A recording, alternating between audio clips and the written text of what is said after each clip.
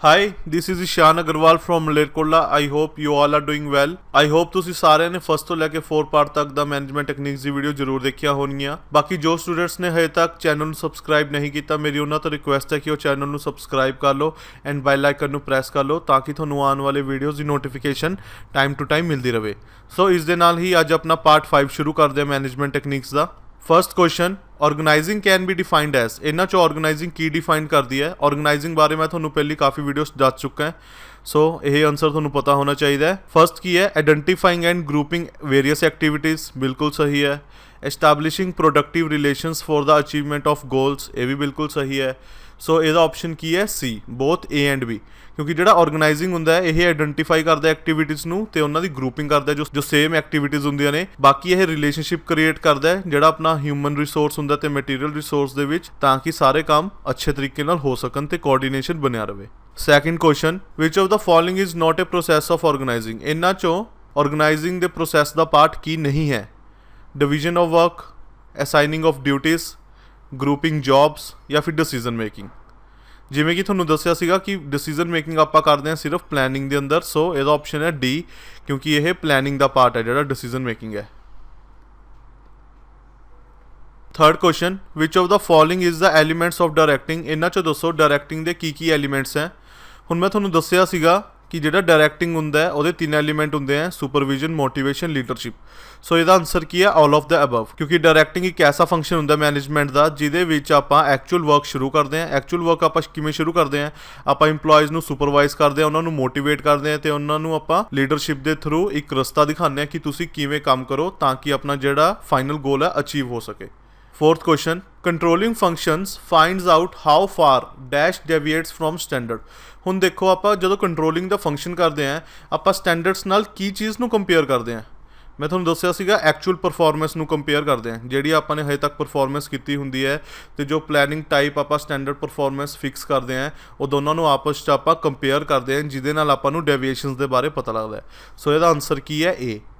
बाकी इंप्रूवमेंट तां बनता ही नहीं गा। करैक्टिव एक्शन आप उदों लैंदे जो डेविएशन निकलती है, कॉस्ट नहीं। सो आंसर की है A, actual performance. Fifth question, remedial actions taken to prevent deviations in future is called.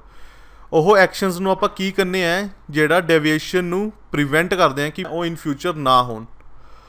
First ਕੀ ਹੈ? ਮੇਜਰਮੈਂਟ ਆਫ ਐਕਚੁਅਲ ਪਰਫਾਰਮੈਂਸ ਨਹੀਂ, ਕਿਉਂਕਿ ਐਕਚੁਅਲ ਪਰਫਾਰਮੈਂਸ ਨੂੰ ਜਦੋਂ ਆਪਾਂ ਸਟੈਂਡਰਡ ਨਾਲ ਕੰਪੇਅਰ ਕਰਾਂਗੇ ਤਾਂ ਇਹਨਾਂ ਨਾਲ ਆਪਾਂ ਨੂੰ ਡੇਵੀਏਸ਼ਨਸ ਦੇ ਬਾਰੇ ਪਤਾ ਲੱਗੂਗਾ।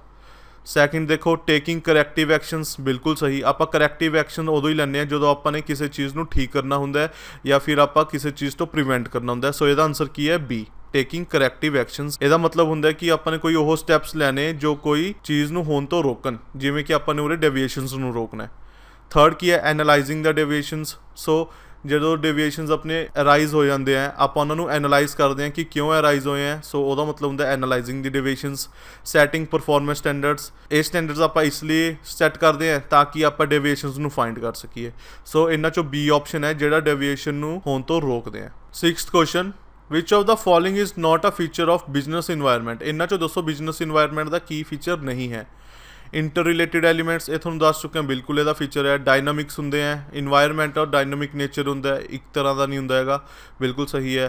ਅਤੇ ਬਿਜ਼ਨਸ ਇਨਵਾਇਰਮੈਂਟ ਦੇ ਕਾਫੀ ਫੈਕਟਰ ਹੁੰਦੇ ਆ, ਇੰਟਰਨਲ ਫੈਕਟਰ ਹੁੰਦੇ ਆ, ਐਕਸਟਰਨਲ ਫੈਕਟਰ ਹੁੰਦੇ ਆ। ਸੋ ਇਹ ਬਹੁਤ ਕੰਪਲੈਕਸ ਹੁੰਦਾ ਇੱਕ ਤਰ੍ਹਾਂ ਦਾ। ਕੰਟੀਨਿਊਸ ਜਿਹੜਾ ਫੀਚਰ ਹੈ ਇਹ ਮੈਨੇਜਮੈਂਟ ਦਾ ਫੀਚਰ ਹੈ, ਨਾ ਕਿ ਬਿਜ਼ਨਸ ਇਨਵਾਇਰਮੈਂਟ ਦਾ। ਸੋ ਆਪਸ਼ਨ ਕੀ ਹੈ? D. Seventh question, dash refers to negative and unfavourable external factors that are likely to create hurdle for a firm। ਇਹਨਾਂ ਚੋਂ ਐਸਾ ਕਿਹੜਾ ਵਰਡ ਹੈ ਜੋ ਕਿ ਆਪਾਂ ਨੂੰ ਦੱਸਦਾ ਕਿ ਨੈਗੇਟਿਵ ਤੇ ਅਨਫੇਵਰੇਬਲ ਫੈਕਟਰਸ ਅਰਾਈਜ਼ ਹੋਣ ਵਾਲੇ ਆ ਇਨ ਫਿਊਚਰ 'ਚ ਆਪਣੇ ਕੋਈ ਫਰਮ ਲਈ। ਏ, ਓਪਰਚੁਨਿਟੀਜ਼ ਤੁਹਾਨੂੰ ਪਤਾ ਹੈ ਇਹ ਤਾਂ ਬਿਜ਼ਨਸ ਲਈ ਫਾਇਦੇਮੰਦ ਹੁੰਦੀਆਂ ਨੇ ਅਗਰ ਆਪਾਂ ਇਹਨਾਂ ਨੂੰ ਗ੍ਰੈਬ ਕਰ ਲਈਏ। ਬੀ, ਵਾਰਨਿੰਗ ਇੱਕ ਨੋਟੀਫਿਕੇਸ਼ਨ ਹੁੰਦੀ ਹੈ ਕਿ ਤੁਹਾਡੇ ਲਈ ਕੋਈ ਖਤਰਾ ਆਉਣ ਵਾਲਾ ਹੈ।